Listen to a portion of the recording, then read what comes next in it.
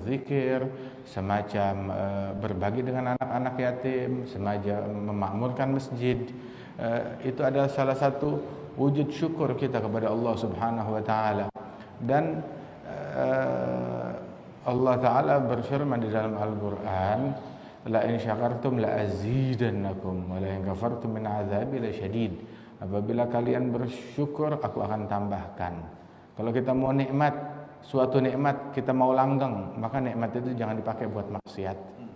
Sebab nikmat kalau dipakai buat maksiat, itu namanya udah dikufurin nikmatnya. Sudah kufur nikmat kebalikan dari syukur. Artinya apa itu kufur nikmat? Kufur nikmat ketika seseorang memakai anugerah Allah untuk memberontak kepada Allah, untuk menentang kepada Allah Ta'ala, itu namanya kufur nikmat. Dan gak ada pertentangan kepada Allah yang lebih dahsyat daripada maksiat kepada Allah Subhanahu wa Ta'ala. Apabila kamu berada di dalam suatu nikmat, mau nikmat itu langgeng, maka jangan dikufuri, disyukuri. Apa itu syukur? Syukur adalah menggunakan nikmat Allah untuk taat kepada Allah Ta'ala. Nikmat kalau dikufuri, biasanya dicabut oleh Allah. Dan manakala nikmat dicabut oleh Allah Subhanahu wa taala, nikmat kalau dicabut biasanya jarang balik. Apabila nikmat pada diri seorang hamba dikufuri dan dibiarkan enggak dicabut oleh Allah taala, maka itu adalah istidraj. Apa itu istidraj? Yang disabdakan, yang difirmankan oleh Allah di dalam Al-Qur'an, sanastadrijuhum min haitsu la ya'lamun wa umli lahum inna kaidi matin. Dijelaskan maknanya oleh Rasul sallallahu alaihi wasallam dalam hadis, innallaha la yumli lidh-dhalim hatta idza akhadhahu lam yuflithu.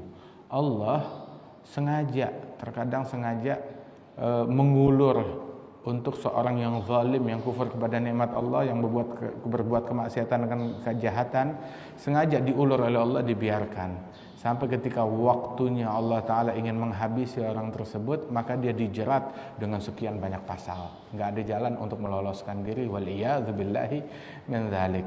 Karenanya itu nikmat jangan dikufuri, jangan dinodai dengan kemaksiatan. Nikmat kalau dikufuri dicabut, kalau dicabut jarang kembali. Barang siapa yang mengkufuri nikmat terus nikmatnya nggak dicabut, maka itu adalah istidraj, sengaja diulur oleh Allah Ta'ala. Diulur tersebut memberikan kesempatan bagi orang itu untuk taubat, atau kalau dia nggak taubat, sengaja diulur hingga ketika tiba waktunya dia langsung dijerat dengan beberapa pasal. Artinya udah nggak ada jalan lagi untuk meloloskan diri dari dunia ataupun dari akhirat. Waliyadzubillah min dzalik. Idza kunta fi ni'matin far'aha. Apabila kamu berada di dalam suatu nikmat, jagalah nikmat tersebut. Wa hadzar an ta'sil ilaha biha. Jangan kamu pakai itu nikmat untuk bermaksiat kepada Allah Ta'ala. Fa innal ma'asi tuzilun ni'am. Sebab kemaksiatan itu akan mencabut nikmat. Wal ilah sari'un niqam.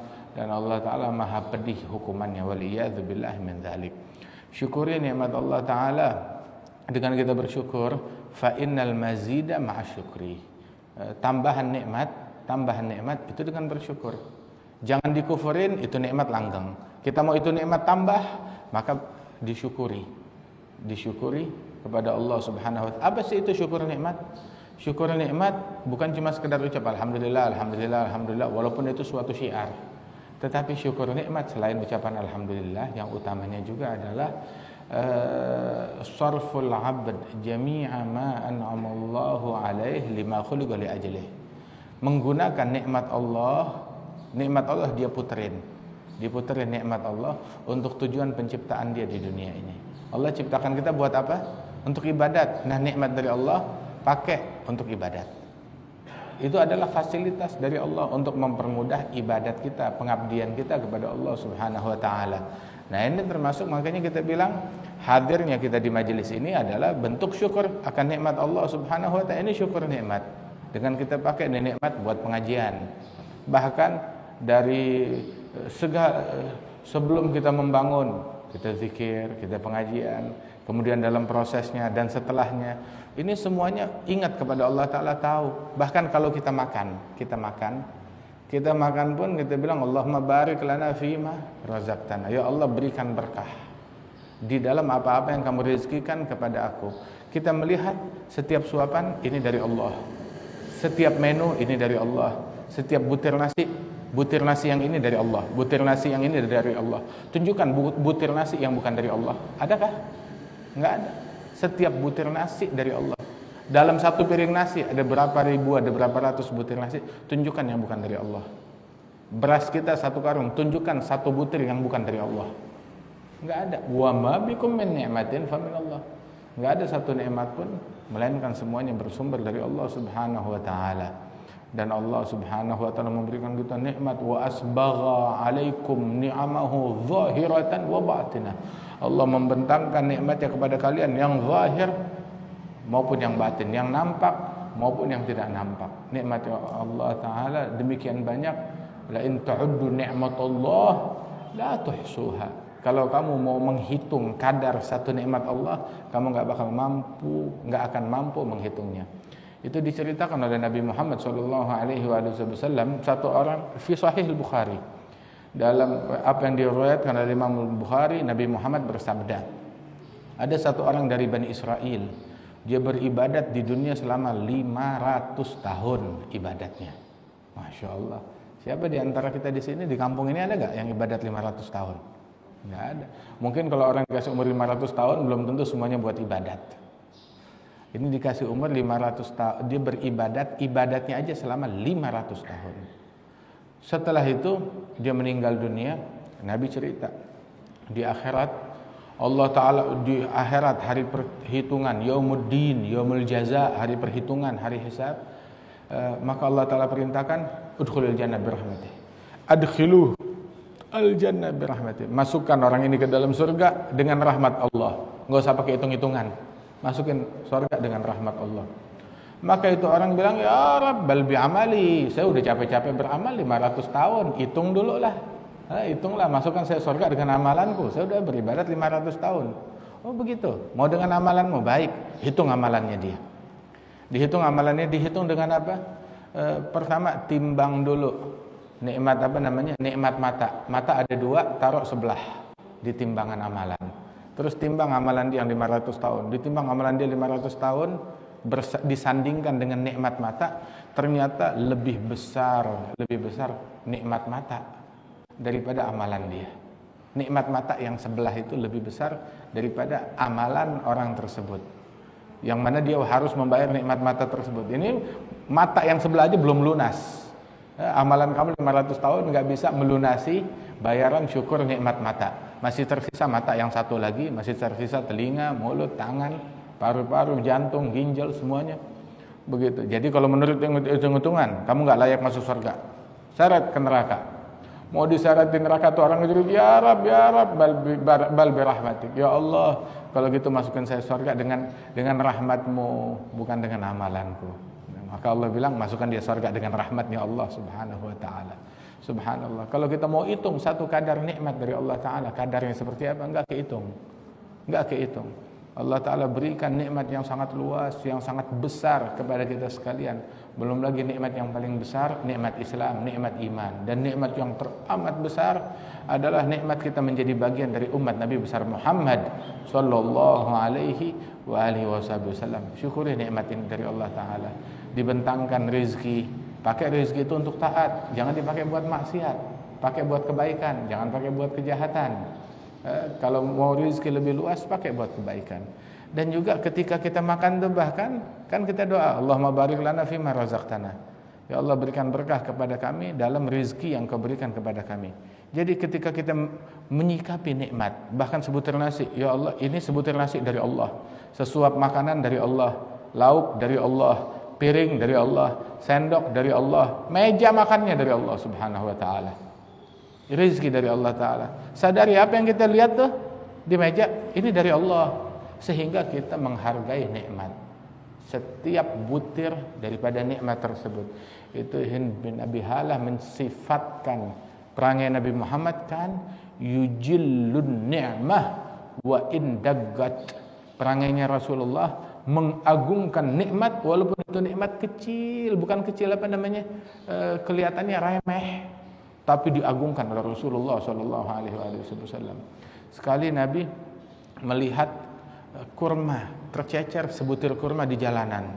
Maka Nabi mengangkatnya, dibersihkan. Ini kurma, dicium oleh Rasulullah SAW. Ini kurma, rezeki dari Allah. Kenapa dibiarkan tercecer di jalanan? Kalau udah nggak ada yang mau, siapapun boleh memakannya. Kenapa engkau nggak memakannya Rasulullah? Saya takut ini kurma dari zakat dan saya tidak berhak zakat, kata Nabi Muhammad SAW. Kita tidak berhak. Saya takut ini dari zakat. Bentuk waraknya Nabi Muhammad. Tapi yang lain mau memakannya silahkan. Tapi saya tidak halal zakat untuk saya, diharamkan oleh Allah Subhanahu wa taala. Subhanallah. Ayo siapa mau makannya memakannya. Mengagungkan nikmat walaupun sedikit.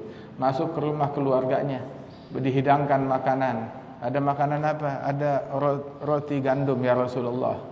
Cuma adanya itu. Nabi kalau datang ke rumahnya, begitu cari makanan, ada makanan apa? Dia bilang, hari ini kita nggak ada makanan. Kalau gitu saya puasa, kata Nabi Muhammad. Atau dikatakan dihidangkan sampai Nabi nanya, ada lauk apapun di sini? Maka keluarganya bilang, istrinya bilang, ya Rasulullah kita nggak punya apa-apa. Di dapur, di lemari dapur cuma ada cuka. Bilang, cuka, keluarkan sini. Nabi makan roti dicelup dengan sedikit cuka. Terus sampai istrinya itu merasa malu, sungkan, nggak bisa hidangkan apa-apa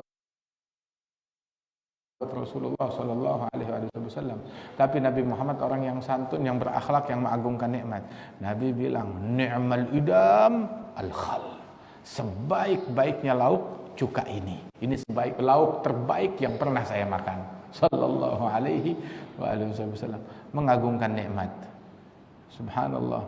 Itu Nabi lagi ngumpul bersama para sahabat-sahabat beliau.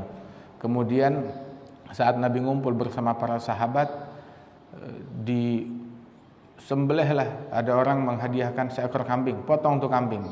Kemudian ambil atinya, panggang, dibakar. Itu ati kambing diserahkan kepada Nabi yang udah dipanggang. Coba sini, dipotong, diiris kecil-kecil oleh Rasulullah. Setiap orang kebagian irisan dari hati kambing itu. Kemudian setelah itu daging kambingnya dibagi-bagi buat mereka bawa pulang. Itu mereka bawa pulang, semuanya kebagian. Ditanya, memang saat itu jumlah kalian ada berapa? Ya sekitar 150 orang. Kambingnya cuma satu. Kambingnya satu. Semua kebagian bawa. Semua kebagian ati kambing sebesar apa sih ati kambing? Ati kambing kecil, semua kebagian. Subhanallah. Nabi Muhammad SAW dalam kedermawanan.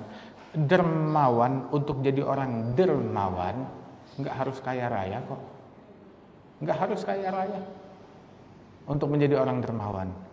Subhanallah. Tapi kedermawanan itu nggak terikat dengan kekayaan. Siapapun bisa jadi dermawan. Ada satu orang datang di masanya Imam Abi Bakar Al-Adni. Beliau seorang ulama besar, datang ke Aden. Maka Al-Adni menyambut beliau, ayo undang ke rumah saya jamu dia makan. Diajak ke rumah, terus ditanya oleh Imam Al-Adni, ini orang dia sukanya tuh bagian daging, dia makan daging kambing. Sukanya bagian daging tuh yang mana? Pahanya kah? Dia bilang, oh ini sukanya hati kambing. Baik. Maka ketika datang ke rumah Imam Al-Adni, sejumlah anak tangga yang dia naikin sampai ke ruang makan, itu ada 10, 20, 30 anak tangga. Nah itu sejumlah kambing yang diekor, yang dipotong. Ada 30 anak tangga, 30 ekor kambing disembelih. Memuliakan memuliakan ilmu. Kemudian bukan cuma itu. Disediakan nampan besar hati kambing. Jadi 30 ekor kambing, itu hati kambingnya 30 diletakkan di atas nampan yang udah matang, udah dimasak. Ini dia. Lain daging, lain apa. Maka ulama tersebut ketika dia masuk, terlintas dalam hatinya, ada tabdzir, ini mubadzir, menghambur-hamburkan harta. Saya cuma sendiri dijamu segini, mubadzir, seekor juga kita nggak habis. Itu dia cuma terlintas dalam hati. Maka Imam Al-Adni menengok kepada beliau, ya fulan, kita bilang memuliakan ilmu, dibilangnya tabdzir. Ini bukan tabdzir, ini memuliakan ilmu. Nggak ada yang kebuang, semuanya nggak ada yang kebuang. Kita buat jamuan ini bukan cuma buat kamu doang, tetapi untuk kita bagi-bagi sisanya. Nggak ada yang kebuang. Bilang, ya Habib, maafin, saya cuma lintasan dalam hati. Bilang, tahu gak? Ada yang lebih dermawan dari saya. Siapa? Saya punya adik adik saya namanya Husain. Saudaraku Husain di Tarim sana, dia lebih dermawan dari saya. Oh iya. Maka ketika dia pergi memang mau menuju ke kota Tarim, kota para ulama, kotanya ilmu. Maka ketika ke sana memang dipesankan untuk ziarah kepada Imam Al-Husain Al-Aidrus bin Abdullah bin Abi Bakar Al-Aidrus. Ziarah kepada beliau, dijamu. Datang ke rumah, pikir kalau saudaranya aja yang dermawan menjamu setiap anak tangga 1 ekor kambing, sampai berapa puluh ekor kambing dihidangkan. Ini dibilang lebih dermawan daripada saya. Saya penasaran seperti apa, mau tahu kedermawanannya. Datang waktunya makan, tahu-tahu dikasih roti gandum setengah potong, bukan 1 butir, setengah butir. Setengah butir, katanya dermawan, ngasih jamuannya setengah butir. Ya sudahlah, namanya tamu nggak komplain. Ad-dhaif la yaghtarih. Ini ambil satu kaidah. Tamu tidak komplain, terima aja, dihidangkan apa aja. Sudah. Dia makan, terus dia pulang. Balik ke Aden, dia bilang ke Habib Abu Bakar Al-Adni, "Ya Habib, katanya kamu punya saudara Husain lebih dermawan. Dia cuma menghidangkan setengah potong gandum." Dia bilang, "Tahu enggak? Saya menghidangkan kamu ya kambing 30-100 ekor. Saya punya kambing ribuan, saya punya harta banyak. Adapun Husain, dia menghidangkan untuk engkau setengah potong roti, itu adalah makanan untuk dia dan keluarganya, dia, istri dan anak-anaknya. Makanan dia yang dia punya cuma 1 potong itu untuk dia rame-rame, setengahnya buat kamu. Dia memberikan setengah hartanya buat kamu. Kalau saya ngasih kamu mau 1000 ekor juga saya masih punya berpuluh-puluh kali lipat, beratus-ratus kali lipat. Dia lebih dermawan dari saya." Kedermawanan nggak dilihat dari kekayaan, nggak dilihat dari harta, tetapi dari perangai yang ada di dalam hati. Itu di hudhud. Kita tahu kan dalam Al-Quran ada burung hudhud. Burung hudhud bilang ke Nabi Sulaiman, "Ya Nabi Allah, sekali-kali saya mau menjamu engkau. Sekali-kali saya mau menjamu engkau." "Menjamu saya?" "Iya, saya mau menjamu engkau dan para bala tentaramu semuanya." "Kita semua." "Mana sanggup kamu?" "Sanggup, siap." "Sanggup ya, tapi dengan kadarnya saya." "Oke, baik." Maka dijamu. Di mana tempatnya? Sana, di tepi pantai atau di tepi sungai. Kemudian ngumpul Nabi Sulaiman bersama pasukannya. "Hudhud, mana hidangannya?" Datang hudhud terbang, di mulutnya itu ada belalang yang dia bawa. Belalang di mulutnya, terus belalangnya dia lemparkan ke sungai atau ke pantai di laut itu. Terus dia bilang, "Ini dagingnya. Dan itu adalah kuahnya, yang gak kebagian daging, minum dari kuahnya." Katanya hudhud begitu. Senyum Nabi Sulaiman dengan kedermawanan hudhud yang seadanya. Cuma ngejamu lauknya belalang sebutir, yang gak kebagian daging, makan dari kuah. Kuahnya apa? Ya air laut atau air sungai. Dia bilang bahwasanya seandainya masing-masing berinfak menjamu dengan kadarnya, dengan kadar orang tersebut. Seandainya mereka menjamu dengan kadarnya tamu, maka kadarmu wahai Sulaiman, dunia dan seisinya itu enggak sepadan untukmu. Artinya engkau lebih mahal daripada dunia seisinya. Jadi kita menjamu orang bukan dengan kadar daripada tamu tersebut, bukan dengan kadarnya Nabi Sulaiman, begitu, tapi dengan kadar kemampuan yang saya punya cuma ini. Wah, kagak dalam kedermawanan yang luar biasa tersebut. Itu salah satu sahabat Rasul sallallahu alaihi wasallam, Nabi Muhammad, punya tamu. Datang tamu, terus diajak ke rumahnya satu persatu. "Ada makanan enggak untuk tamuku?" Istrinya bilang, "Kita enggak punya apa-apa ya Rasulullah." Memang Nabi hidup dalam kesederhanaan. Tapi itu bukan aib loh. Itu bukan aib. Laisal aib an tugala faqir atau miskin, walakinal aib an tugala bakhil. Aib dan memalukan bukanlah ketika kamu dipanggil, miskin, fakir, melarat. Itu bukan aib, itu enggak memalukan. Jadi miskin enggak memalukan, melarat enggak memalukan. Tapi yang memalukan ketika kamu dikenal orang sebagai orang yang pelit dan kikir. Dikenal miskin, fakir, enggak apa-apa. Enggak jadi masalah. Nabi-nabi banyak yang fakir, yang miskin. Tapi yang memalukan itu ketika dikenal orang sebagai orang yang kikir dan pelit. Waliyadzubillah. Jadi miskin bukan aib, jadi pelit itu yang aib. Nah itu Nabi Muhammad datang ke rumah satu persatu, nggak ada makanan apa-apa. Nah, akhirnya Nabi bilang, ayo kita sholat isya dulu. Sholat